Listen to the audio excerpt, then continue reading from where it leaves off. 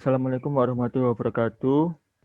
Perkenalkan, nama saya Muhammad Arif Nurbiansa, NRP 052184000058 dan rekan saya Nafsa Fujla NRP 052184007002 dan yang terakhir Dava Praditya NRP 05217400000125 dari kelompok 4. Di sini kami akan menjelaskan tentang studi kasus sebuah pelanggaran penggunaan kartu kredit atau credit case breach.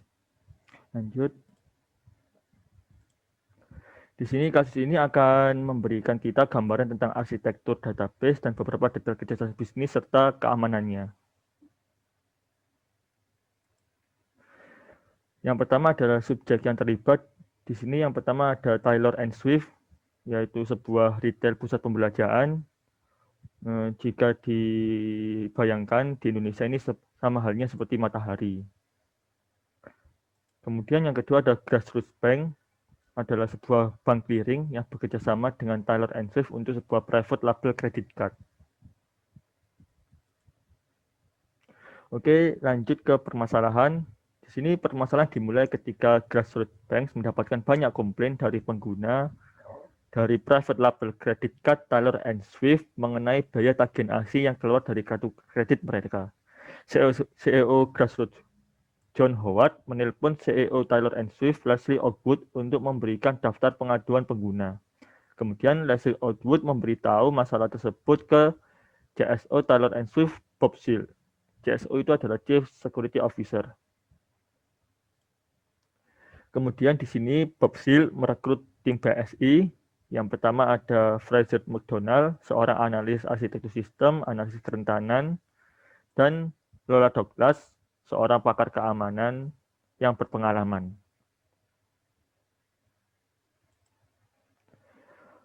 Oke, di sini Fraser dan Lola mewawancarai Bob Seal selaku Chief Security Officer mereka tentang bagaimana Taylor and Swift melindungi sistem dan proses mereka.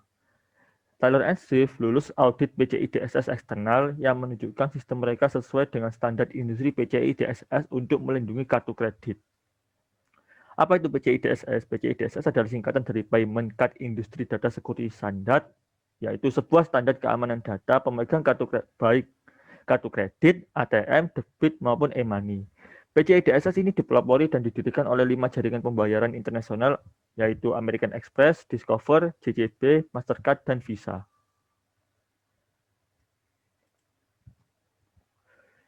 Kemudian CSO Bob Seal juga memberitahu arsitektur sistem dan alur data Taylor and Swift berdasarkan audit PCI.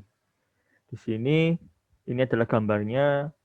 Taylor and Swift ini mengumpulkan informasi kartu kredit pengguna di toko atau di web. Jadi, Taylor and Swift ini bergerak secara online dan secara offline. Kemudian data tersebut bergerak melalui data center. Jadi, di data center ini menyimpan operasional data. Ada 3 data center, Las Vegas, St. Louis, dan Philadelphia. Dan kemudian diarsipkan ke EDW dan dilakukan backup juga. Sekedar FYI, EDW adalah Enterprise Data Warehouse, sebuah sistem yang berisikan kumpulan data yang berorientasi subjek, non-volatile, terintegrasi, dan memiliki dimensi waktu, yang digunakan dalam mendukung proses pengambilan keputusan. Oke, sekian dari saya, akan dilanjutkan oleh rekan saya, yaitu Nafsa Fujla. Selanjutnya, hipotesis bermasalah. Di sini hipotesis masalah ini dibagi menjadi 2, yaitu yang pertama eksternal atau hacker dan internal atau pegawai. Dari empat masalah eksternal ini yaitu memanfaatkan celah di front-end system, dan kedua masalah dari internal ini yaitu memanfaatkan celah di back-end system. Alur data Taylor and Swift ini yaitu sistem POS data POS tiap jam ke pusat data. Sistem ini telah terjamin keamanannya dari hacker, dan untuk transaksi web ini langsung turun ke pusat data, dan transaksi web ini diakses di luar keamanan Taylor and Swift, sehingga pihak Taylor and Swift ini selalu melakukan tes rutin untuk menghindari kerentanan atau penyerangan seperti SQL injeksi atau seperti cross-site scripting. Dan untuk data center, Taylor & Swift ini menawarkan ketersediaan yang tinggi yang dilindungi oleh firewall, memiliki sistem pendeteksi gangguan serta pemulihan bencana. Selanjutnya, data center digunakan untuk inventaris dan aplikasi keuangan, berarti data mengalir dengan interval 1 jam ke EDW untuk tujuan pemasaran dan perdagangan. EDW ini dilindungi oleh Protegrity atau sebuah perusahaan keamanan yang menggunakan enkripsi yang kuat.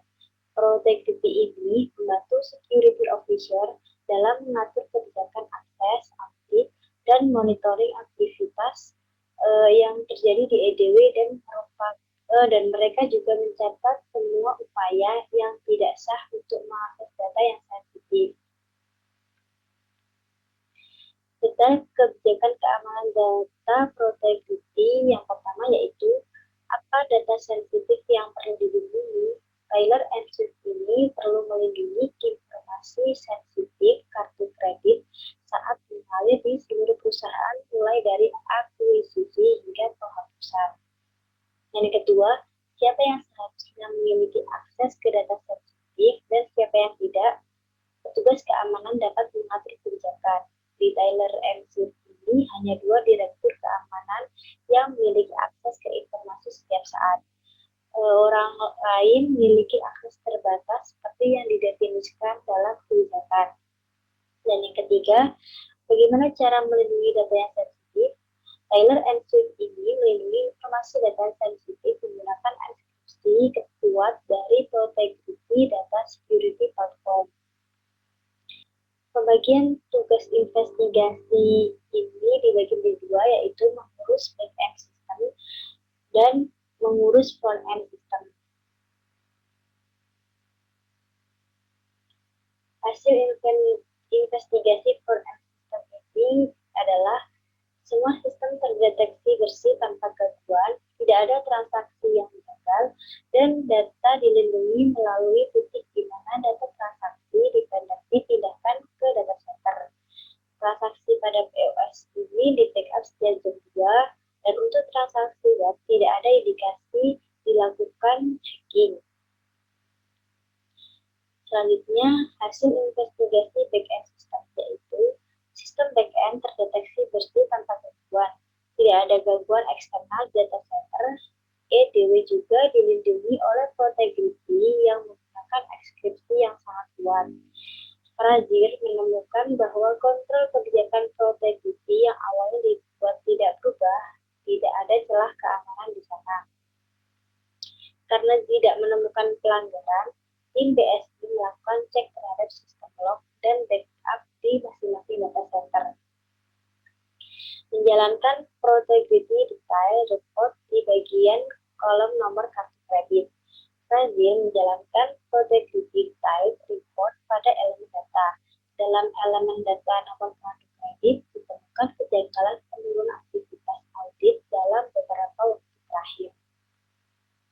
Selanjutnya, Frazier memeriksa akses pada kolom kartu kredit. Yang pertama, didapatkan bahwa aktivitas PCI di semua repositori menurun.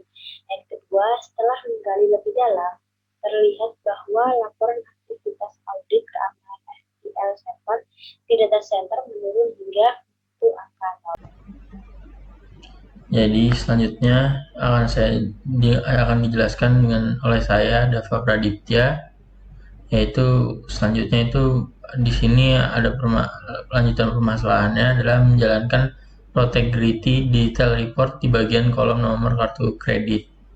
Jadi karena terjadi masalah yang sudah dijelaskan pada slide sebelumnya, Frazier menjalankan Protegrity Detail Report pada elemen data. Dalam elemen data nomor kartu kredit ditemukan kejanggalan penurunan aktivitas audit dalam beberapa waktu terakhir. Bisa dilihat di sini ada penurunan dalam beberapa waktu terakhir. Lalu Frazier juga memeriksa akses pada kolom kartu kredit. Nah, di situ didapatkan bahwa aktivitas PCI di semua repositori menurun, dan setelah menggali lebih dalam, terlihat bahwa laporan aktivitas audit keamanan SQL Server di data center menurun hingga menyentuh angka 0. Di sini bisa kita lihat dari segini langsung turun terus jatuh akhirnya sampai ke titik 0. Nah, ini setelah digali lebih dalam menghasilkan seperti ini. Nah, di sini ada core problem. Core problemnya itu tim operasi merubah teknologi data center sejak audit terakhir. Jadi di sini Lola dan Frazier telah menelpon manajer TI pusat data dan menemukan bahwa teknologi data center telah diubah dari basis data SQL Server ke basis data pihak Oracle. Tidak ada audit PCI yang dilakukan setelah peralihan dan data center baru yang belum memiliki perlindungan. Nah, jadi di sini ini krusial banget nih masalah intinya, karena di sini nggak ada yang mengaudit apa yang sudah dilakukan, jadi nggak terdeteksi. Nah, ini membuat semuanya merembet, akhirnya menjadi masalah yang sangat besar. Nah, selanjutnya ini di audit logs di SQL servers yang berada di data center menunjukkan aktivitas mencurigakan yang dilakukan oleh DBA. Nah, jadi di sini tuh udah mulai kelihatan nih, ada aktivitas mencurigakan. Nah, di sini Lola melakukan cek pada aktivitas log pada sistem data center yang baru dan menemukan bahwa 3 minggu yang lalu ada beberapa aktivitas query select yang mencurigakan pada kolom order dan customer. Query dijalankan oleh DBA di data center Las Vegas atas nama Joe Nagel.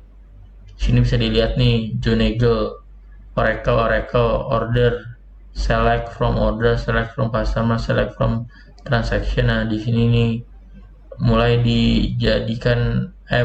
dicurigakan terjadi sesuatu di sini.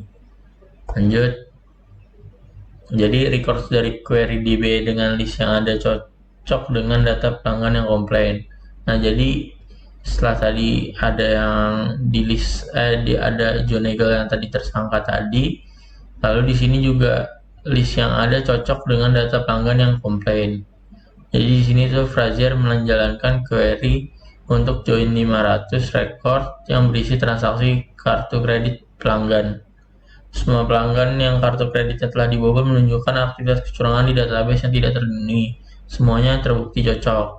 Di sini bisa dilihat nama-namanya, ada Nasipi, Tyler Faut, Lisa Johnson, Shannon Scott, James Baxter. Nah, di sini semua nih pelanggannya kartu kredit dibobol menunjukkan aktivitas kecurangan di database yang tidak terlindungi.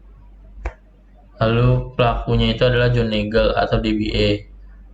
Nah, ada ceritanya nih. Jadi Lola bekerja sama dengan IT Data Center untuk mengambil rekaman CCTV untuk memastikan Joe bekerja pada hari itu. Ditemukan Joe keluar dari tempat di pagi hari. Nah, ini setelah si Joe pergi, Bob datang untuk menyita PC Joe dan menemukan informasi kartu kredit pelanggan di laptop Joe yang telah dijual di black market.